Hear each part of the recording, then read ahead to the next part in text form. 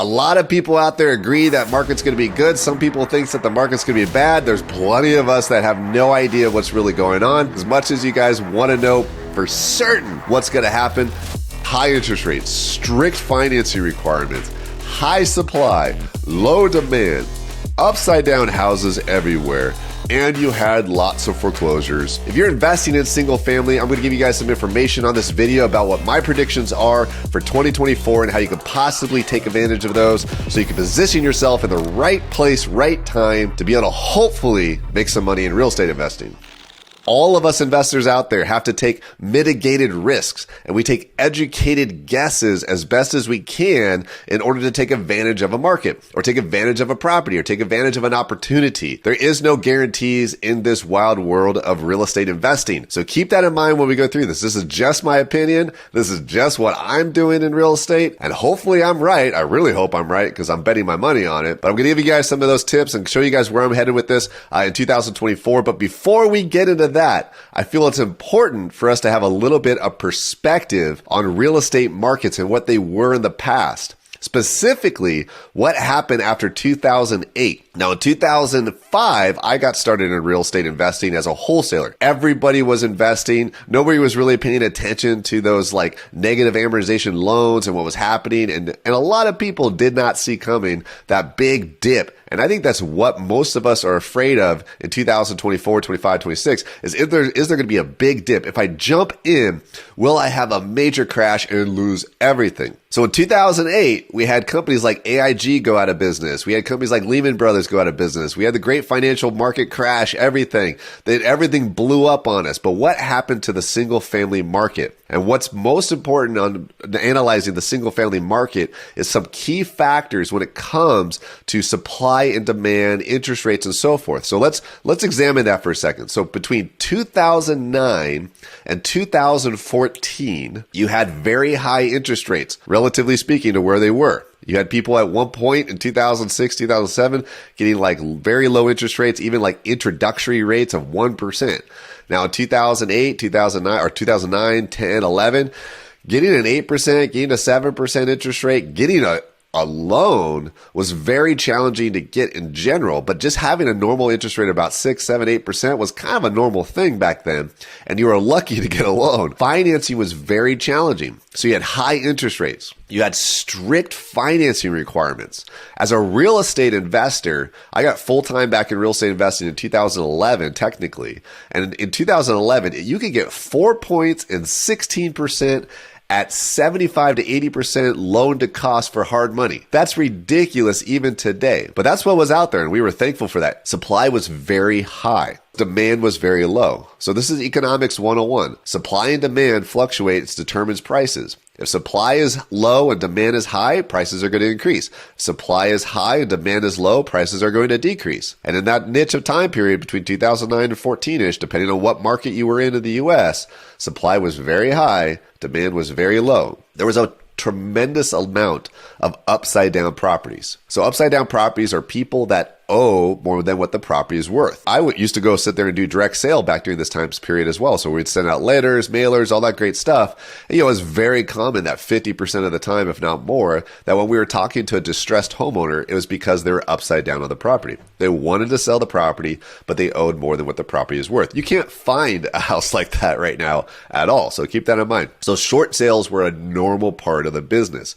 We did a lot of short sales. You had to have somebody on your team, a real estate agent that you're associated with, a short sale group that specialized in short sales if you're doing off-market properties. Because you might find somebody that had a property that was great. They were definitely motivated to sell, but they couldn't because they owed 50, 60, 100 grand more than what the property was actually worth. Lo and behold, lots of foreclosures. Summarizing again, you had high interest rates, strict financing requirements, high supply, low demand, upside down houses everywhere, and you had lots of foreclosures to back all that up. So that was 2009 to 2014 roughly. So now let's look over at 2023, 2024. So you're talking like the last 12 months and what I believe is going to carry over to 2024 based on these exact same factors. Yes, you have interest rates are high. So let's Measure that out. Interest rates were high in 2009, 2014. Yes, interest rates are high today. Comparatively, they're not that different. Going back to financing qualifications, they were really strict in 2009, 2014. Today, they're stricter than they were last year or 2 years ago,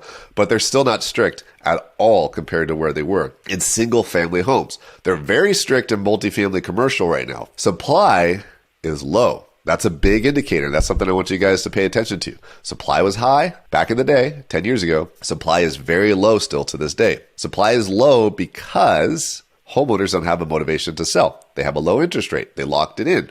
They don't want to sell right now. They don't want to move around. So supply is low. Demand in most markets is still moderate to high. So let's jump into my predictions for 2024 and how you can take advantage of this yourself in one way or another. It's up to you. Remember, these are educated guesses. This is me looking at data. This is me talking to really, really smart people that I believe know what they're talking about. And this is what I've determined. And this is what I'm betting my money on. I believe supply will still stay constrained in most markets, especially markets that have increased job demand. So go where the jobs are going. That's where we're going. I'm actually looking for markets with more blue collar type jobs, jobs that have growth from factories, jobs that have growth because of blue collar work more than anything. I believe white collar work is going to go down, which I'll go over that in a bit. Rates will stay relatively the same within 2024. I believe that they're going to level out and fluctuate. They will 100% fluctuate in 2024. They always fluctuate no matter what. There's never a stable, the interest rate's always 7 kind of a thing.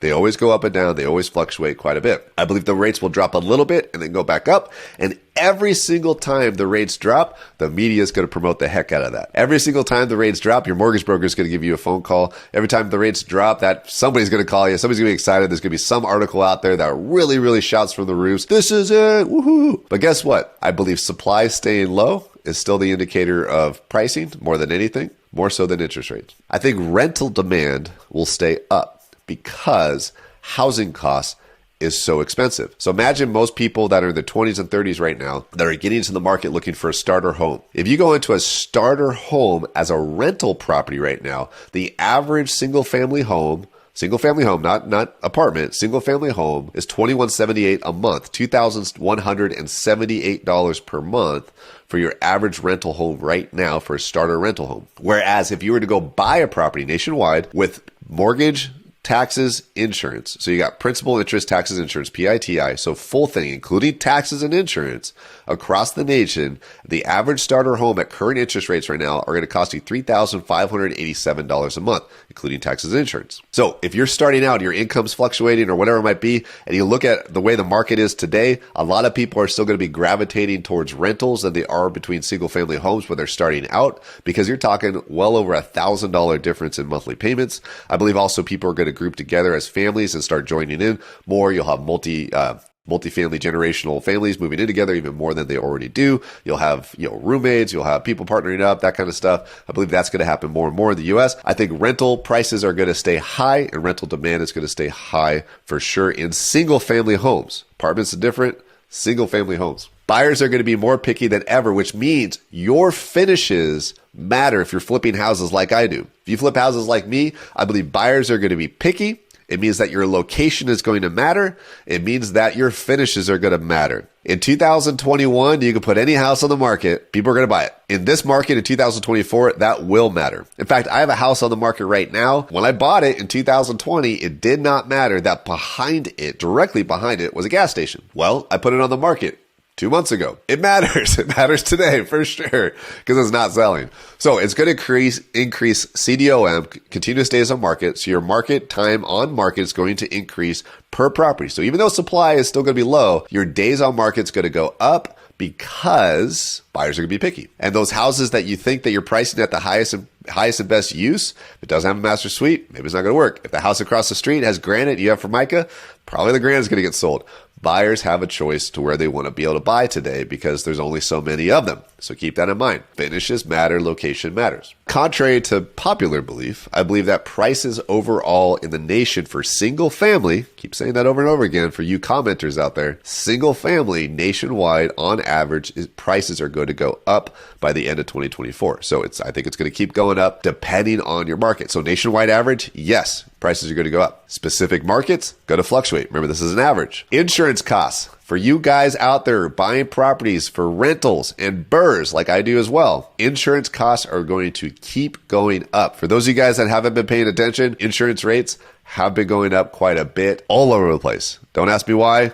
That's a longer conversation for another day, but insurance rates will go up even more. So your cash flow is going to suck even more, which means it's going to be harder to keep properties with interest rates higher and cash flow being diminished because of insurance rates, which is a bad thing, which I hate. Additionally, 2 more predictions for you guys. Layoffs. I mentioned this a second ago, but layoffs and unemployment, I believe, are going to go up in 2024, specifically in the white collar industry. There's a lot of turmoil going on in the white collar industry right now. A lot of times because it's AI and a lot of other factors into as well. But I believe that there's a bit of a recession when it comes to jobs that is going to create some layoffs, which then is in turn going to create some foreclosures. So foreclosures are going to go up in 2024 is my final prediction. They already are going up. And what's crazy about these foreclosures that are going up, based on the market research that we've done and also the inside track that we have on a few things, a lot of the houses that I'm seeing going to foreclosure right now are houses that are people that bought in the last 2 to 3 years. That might be an uptick, maybe a warning, who knows? I don't know, but it is happening, and I believe it's going to continue to happen in 2024. There you are, guys. Those are my predictions. That's where we were. That's where we are. This is what I think is going to happen in single family. What am I doing? One final note for you guys. What am I doing is I'm buying. And I've changed a couple strategies just a little bit. My buy box hasn't really changed much in single family other than I'm doing everything I can to keep properties despite cash flow being low. One last big tip. What would my future self thank me for? Will my future self thank me for keeping this house or selling this house? And I bet you over the next 5 to 7 years, my future self will look back and say, thank God you kept that house. You're so super smart, Tarl. So even though my cash flow might be dramatically reduced because I'm having a higher interest rate and higher insurance costs, even though I might love on my BRRRR properties to get 100% of my cash back out, probably not going to happen in this market. I'm probably going to have to leave money in these deals. I'm probably going to get a lower return on the money I leave in these single family homes that are BRRRR rentals. But guess what? 5 years from now, 6 years from now, 7 years from now, my future self, I truly believe, is going to look back when I'm invested in certain markets that have high job growth and high demand and low supply, that I believe my future self is going to thank me for leaving money on the table and not taking it because I flipped it. Comment, like, subscribe as much as possible to this video. BiggerPockets is the thing. Definitely been helping me out for years. It'll help you out as well. And I'll see you in the next video.